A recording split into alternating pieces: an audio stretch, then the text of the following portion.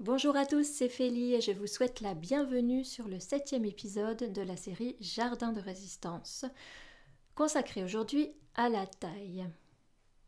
Le principe de cette série, c'est de comprendre les dynamiques naturelles en jeu dans le jardin.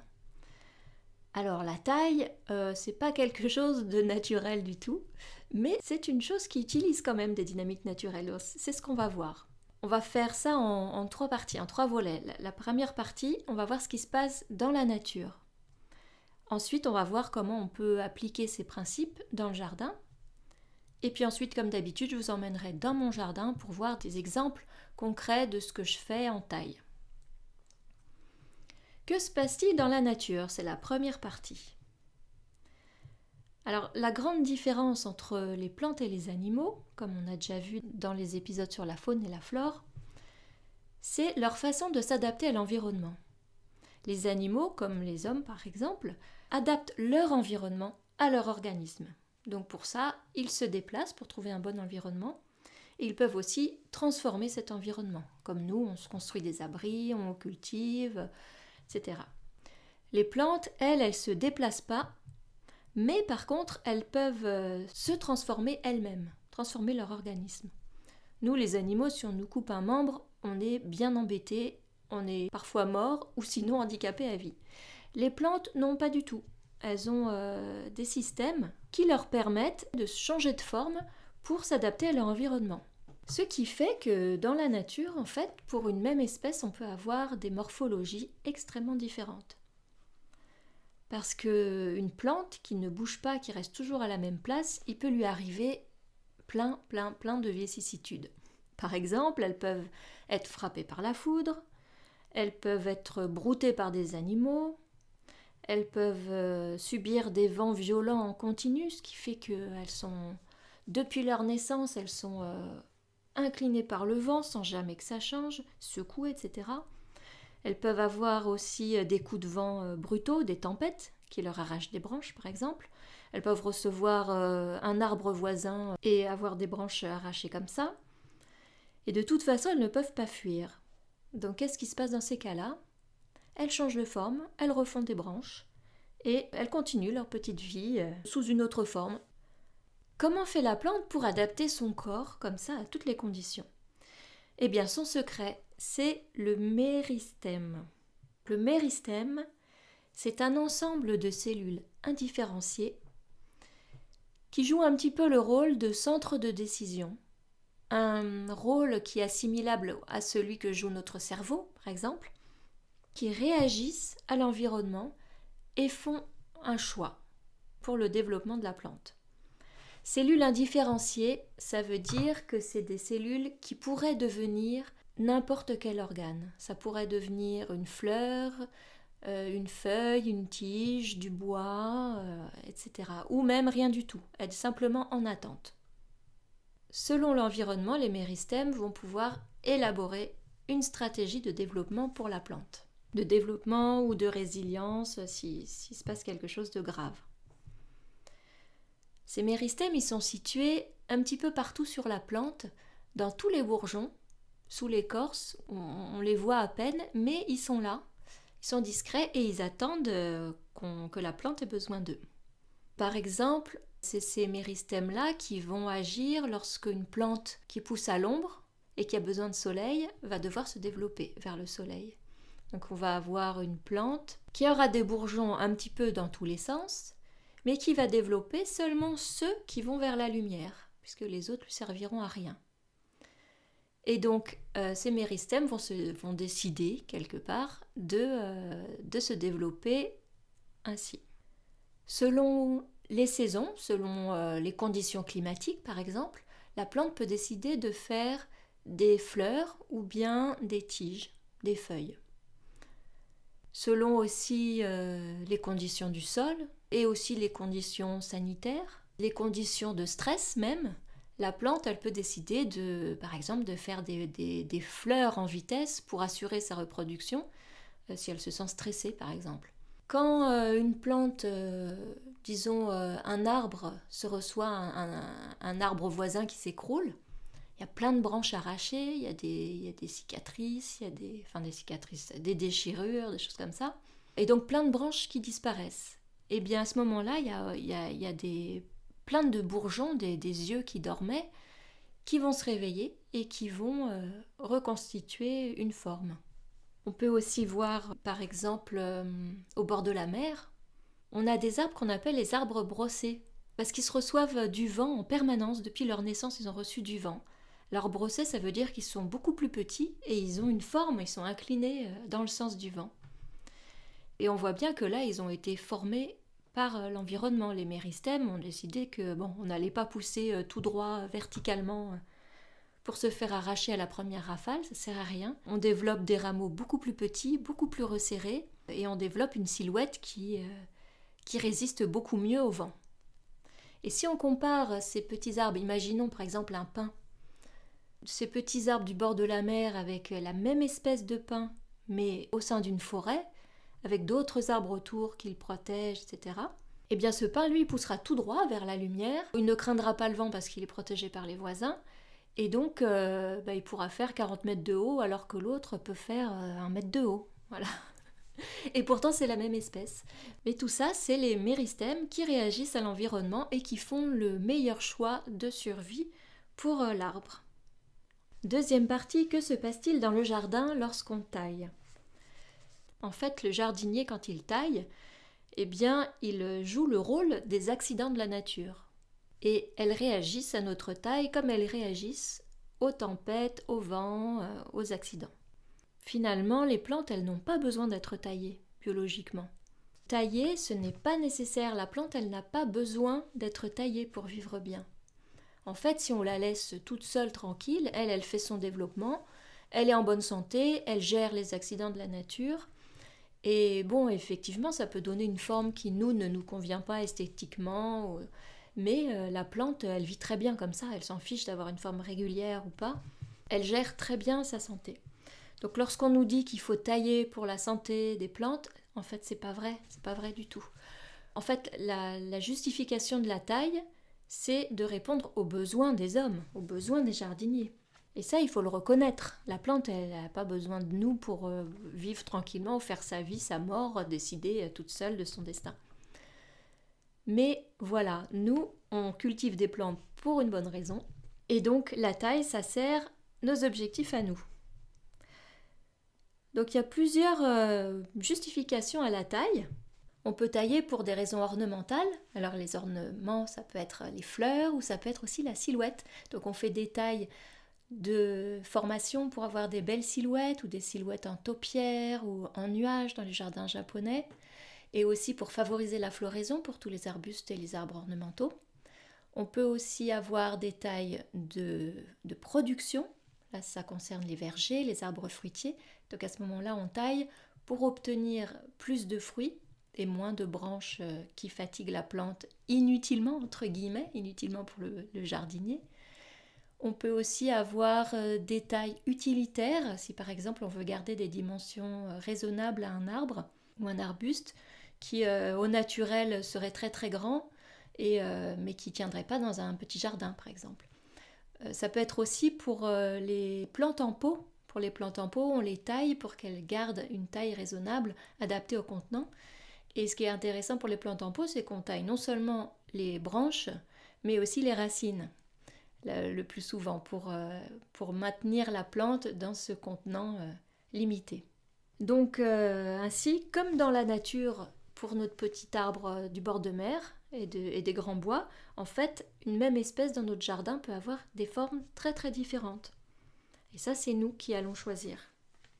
Alors évidemment, tous les arbres ne supportent pas la taille de la même façon. Il faut faire un petit peu attention, ça on le verra plus tard. Ensuite, en plus des différentes tailles selon les différents objectifs, on a aussi différentes tailles selon la saison.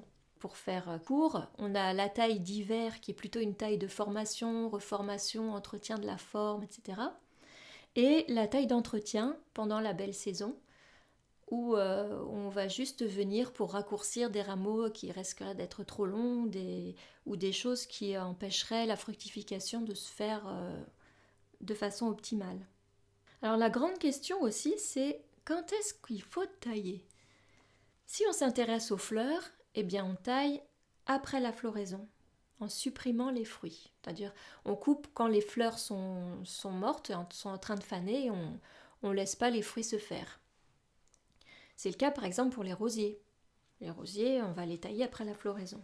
Sauf si on veut des beaux fruits de rosier. Par contre, si on s'intéresse aux fruits, par exemple pour les arbres fruitiers, les arbustes fruitiers, etc., évidemment, on ne va pas tailler après la floraison, on va tailler après la fructification. Et en plus de ça, si on veut des arbres et des arbustes qui ont une belle forme ou une forme pratique, eh bien on va faire la taille de formation, disons d'entretien de formation, tous les ans en hiver. Généralement à la fin de l'hiver, avant que la sève recommence à circuler, et c'est ce qui fatigue le moins la plante, c'est ce qui lui permet de repartir le mieux après. Donc effectivement, quand on dit on taille après la floraison ou après la fructification, évidemment, tout dépend de la saison à laquelle tel ou tel arbuste va fleurir ou va fructifier. Donc il ne sert à rien de dire il faut tailler en mars ou en avril ou en juin ou en juillet. Non, vous regardez votre plante et puis vous taillez après la floraison, quelle que soit la saison. Floraison ou fructification, bien sûr. Je vous montrerai ensuite les outils qu'on utilise. Donc lorsque vous taillez, réfléchissez toujours, ayez toujours dans la tête cette histoire de méristème. De vous dire que même si vous décidez que la plante aura telle ou telle forme, la plante, elle ne sait pas ce que vous voulez. Donc elle va réagir selon ses propres principes d'adaptation à l'environnement. Donc il faut toujours observer un peu quel est le fonctionnement naturel d'une plante. Certaines plantes ne se taillent pas, par exemple, en cube ou en taille très régulière. D'autres aussi acceptent de ce genre de taille. Parfois, on a des mauvaises surprises. On se dit, je vais couper telle branche pour que la plante ait des dimensions plus raisonnables. Et en fait, non, la plante surréagit. Et en fait, vous avez des pousses 2 fois plus longues que l'année précédente parce que c'est la façon de réagir de la plante. D'autres fois, vous coupez une branche de même taille sur une autre espèce en vous disant là, j'espère que les bourgeons tout autour vont bien reprendre partout et donc je vais avoir une boule telle que je la veux. Puis non, la plante va se dire que cette branche-là ne sert plus à rien et donc va la laisser mourir tout simplement jusqu'au pied et là, vous serez bien embêté. Donc ça, c'est vraiment du coup espèce par espèce. Il faut un petit peu connaître la façon dont chaque plante réagit à la taille. Alors ensuite, quelques mises en garde pour la taille. Parce que tailler n'est pas anodin, ça peut fragiliser la plante malgré les bénéfices qu'on en retire. Donc comme je vous ai dit tout à l'heure, la plante, elle n'a pas besoin qu'on la taille, c'est nous qui avons besoin qu'elle réagisse d'une certaine façon ou d'une autre. Mais pour la plante, c'est toujours un traumatisme, quelque chose qui fait qu'elle doit réagir d'une façon ou d'une autre, donc dépenser de l'énergie. Et aussi potentiellement, les coupes sont des entrées pour les champignons, les parasites, les maladies. Il y a toute une série d'arbres aussi qui n'aiment pas du tout la taille. Par exemple, la plupart des conifères. Si vous avez un grand cèdre et que vous trouvez qu'il est trop haut, évitez de le tailler parce que malheureusement, il risque de pourrir de l'intérieur, d'attraper des maladies et ça va le fragiliser. Il vaut mieux anticiper et planter les résineux dans un endroit où ils pourront vraiment se développer naturellement sans avoir besoin d'être taillés. Dans les caducs, il y a par exemple les noyers qui n'aiment pas du tout la taille et puis toute la série des prunus, c'est-à-dire les pruniers, les cerisiers, les pêchers, les abricotiers, tout ça, ça n'aime pas du tout la taille. Donc si vous avez besoin de les tailler, essayez d'anticiper aussi et de faire ça quand ils sont jeunes, quand c'est des rameaux qui sont assez petits et que les blessures puissent se refermer facilement. Les noyers par exemple, les marronniers aussi, les marronniers n'aiment pas du tout la taille. Si on coupe des diamètres supérieurs à 5 cm par exemple, ça devient vraiment embêtant parce que c'est un arbre qui cicatrise très lentement et le temps que la cicatrice se fasse, l'arbre est vulnérable aux parasites ou aux moisissures. La taille, ça désoriente aussi les arbres. Un arbre qui n'a jamais été taillé depuis sa germination a une répartition harmonieuse de ses branches. Elles ne se touchent pas. Un arbre élagué, lui, refait des branches un peu dans tous les sens. Elles peuvent frotter entre elles et se blesser entre elles, en fait. Je vais vous montrer une image là une branche d'agrumes qui frottait contre une autre et pour que vous voyez ce que ça peut faire, c'est une vraie usure. Donc une fois qu'on a commencé à tailler un arbre, il va toujours falloir le surveiller. Il va avoir quelque part besoin de soins pendant toute sa vie si on veut qu'il continue à faire ce qu'on lui demande de faire en fait. Alors voyons quelques exemples en dessin. Alors on va commencer par voir comment ça marche en fait une plante. Donc imaginez que vous avez une tige comme ça, le sol et les racines. Et bon, c'est un jeune arbre, alors on va dire qu'il a un petit bourgeon là, et puis il a fait des feuilles ici, et il va avoir des petits yeux aussi tout le long. Ça peut être très très discret, mais ils sont là en attente. Et imaginez que il leur arrive un truc, bien en dessous. Voilà, hop, on coupe ici. Et en fait, ce qui va se passer, c'est que les branches, elles vont repartir jusque là. Donc on va avoir un truc ici, un truc là. Et ça va repartir par ici. Hop, il va refaire la même chose par là. Et peut-être aussi la même chose par là. Tout bêtement. Ou alors il peut décider de faire juste ça. Hein. Ça dépend des variétés. Si on a par exemple, je vais changer de couleur, c'est pas très joli en noir. Plante. Par contre, je vais faire ça. Si on a par exemple un arbre qui fait beaucoup d'ombre, les dessins sont toujours aussi fantastiques. Et on a en dessous donc une plante qui pousse comme ça, on va dire, qui fait aussi son bois, mais elle pousse forcément, elle va vers la lumière. C'est une plante qui a besoin de lumière. Et puis elle va avoir des petits bourgeons aussi un petit peu partout. Si là-dessus vous arrivez en vous disant « Ah, elle est toute tordue ma plante, j'aimerais mieux qu'elle soit toute droite », je vais la tailler, je vais couper ça et je vais couper aussi ça, en espérant que ce petit truc là va repousser après tout droit, parce que sinon c'est trop déjeté. Mais en fait, qu'est-ce qui va se passer? La plante, elle va repousser là. Effectivement, elle va se refaire des branches, mais hop, ça va repartir pareil de ce côté-là. Donc la plante, même si on la taille, on a beau la tailler, elle s'adaptera toujours à son environnement. Donc là, ce qu'il aurait fallu faire comme taille pour avoir un arbre droit, c'était ça.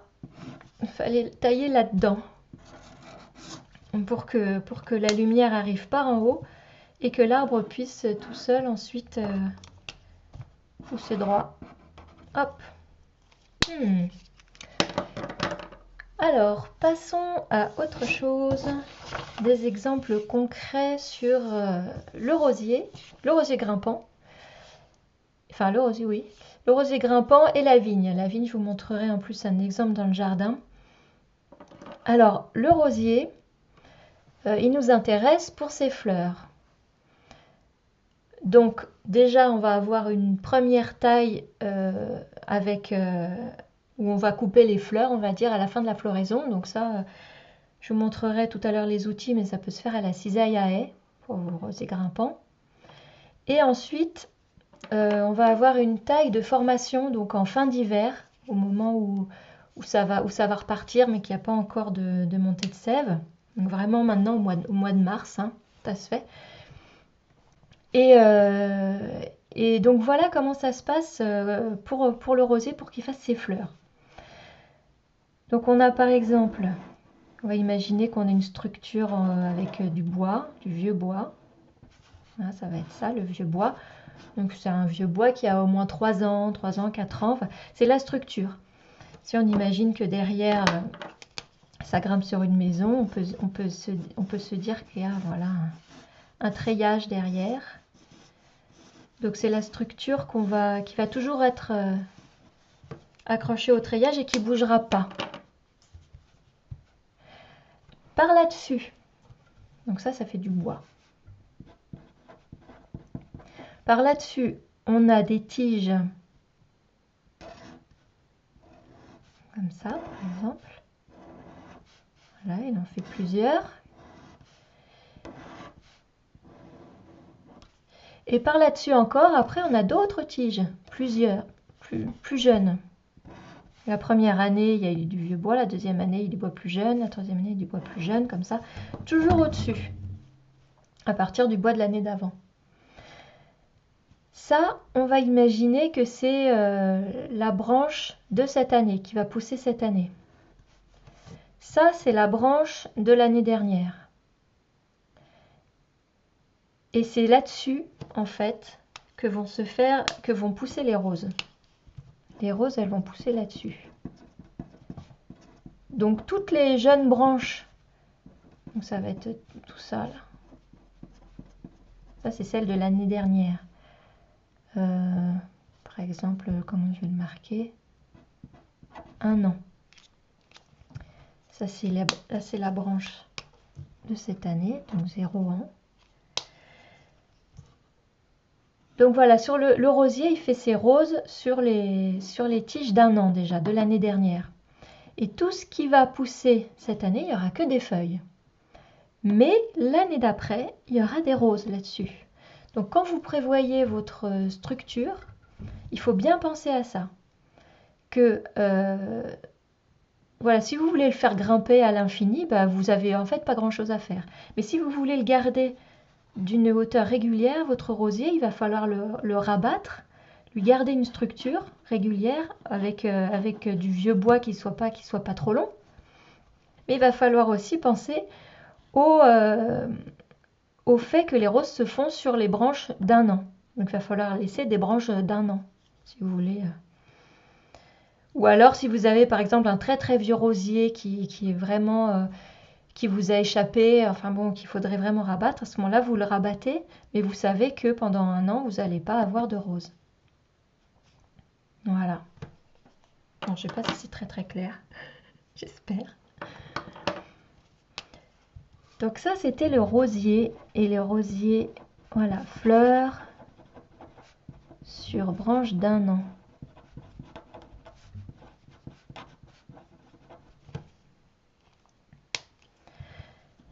Cette branche d'1 an, une fois qu'elle aura plus ses roses, elle va devenir du bois, en fait. Hein, celle-là. Et les fleurs, elles seront sur les branches de l'année plus jeune, quoi. Qui auront du coup gagné 1 an. Maintenant, on va faire la vigne, que je vais vous montrer un exemple dans le jardin aussi tout à l'heure. Donc c'est pareil, la vigne, en fait, il y a du vieux bois en structure. Hein, il y a des vieux sarments noueux qu'on voit. Cette structure-là, on peut la faire aussi longue qu'on veut, si on veut. Mais il faut savoir que sur le vieux bois, il n'y aura aucune grappe qui va pousser. Les grappes, elles vont pousser, à la différence des rosiers, elles vont pousser sur des branches de cette année, pas les branches de l'année dernière. Donc, vigne, fruits sur branche de l'année. Branche de tige. Hein. Pas des branches encore, elles sont encore toutes vertes.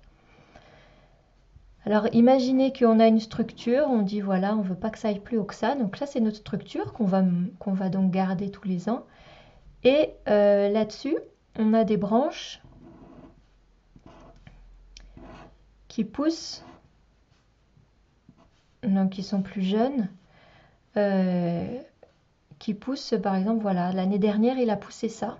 Et dessus, j'ai plein de petits bourgeons.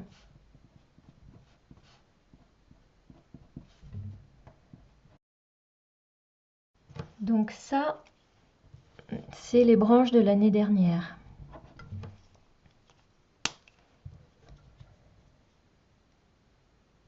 Tous ces petits bourgeons qui vont pousser cette année, ils vont donner des longs sarments, ça peut être très très long.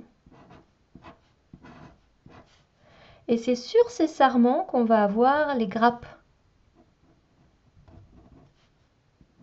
C'est les sarments de cette année, année 0. année voilà, de cette année, qui pousse sur les branches de l'année d'avant, plus 1.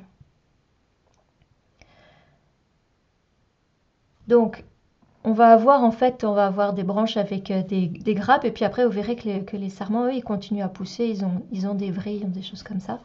Alors, ce qu'on fait pour les vignes, c'est qu'on taille 2 fois. On taille une fois en fin d'hiver, donc maintenant, avant que la vigne pleure, on dit, c'est-à-dire avant que la vigne perde sa sève, avant qu'elle coule. Et à ce moment-là, on rabat jusqu'à la structure pour avoir une belle structure, plus les branches de l'année dernière qu'on veut garder pour la fructification. Alors souvent, il y en a beaucoup, hein. On va pas toutes les garder, on en supprime quand même. Parce que sinon, ça fait un peu fouillis. Et celles qu'on garde, traditionnellement, on garde 2 yeux ou 3 yeux. Enfin, ça dépend de la forme qu'on veut donner à la vigne. Et c'est ces 2 yeux-là qui vont après pouvoir faire de très très longs sarments, grimper et faire du raisin. Voilà, donc c'est 2 cas de figure différents. Les rosiers et beaucoup d'arbustes à fleurs sont comme ça aussi, c'est-à-dire qu'ils font les fleurs sur le bois d'un an, parfois même sur du plus vieux bois. Ça, c'est espèce par espèce. Et la vigne, par contre, c'est sur les tiges de l'année, faites qui partent de tiges d'il y a un an. Voilà. Donc, c'est comme le rosier, en fait, on peut laisser, si on veut, grimper et puis laisser la vigne complètement libre. Mais il faut savoir que du coup, cette branche-là qui a un an, déjà cette année, elle va en avoir 2. Donc après, l'année prochaine, c'est ces branches-là qui vont faire d'autres branches qui porteront les grappes, etc., etc. Donc, plus les années vont passer, plus les grappes seront loin du pied. Et donc, plus elles seront compliquées à aller chercher pour les cueillir. Voilà, c'est pour ça qu'on taille aussi, pour garder les choses dans des dimensions qu'on peut gérer, quoi. Voilà, j'espère que c'était assez clair. Et on passe à la suite. Maintenant, je vous emmène au jardin.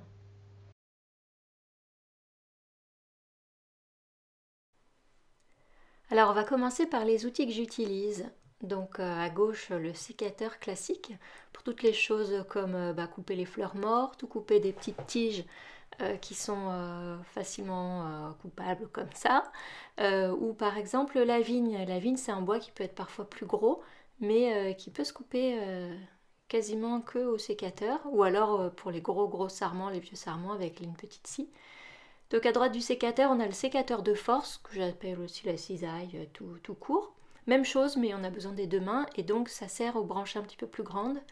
Ensuite, on a la cisaille à haie, ça sert à faire tous les taupières, mais aussi couper les fleurs des rosiers grimpants, au lieu de les couper une par une, etc. On peut couper des grandes masses comme ça, ou des grandes bordures de fleurs aussi, de sauge, de choses comme ça. Vous ne savez pas vous embêter à faire une par une, vous pouvez faire des masses comme ça.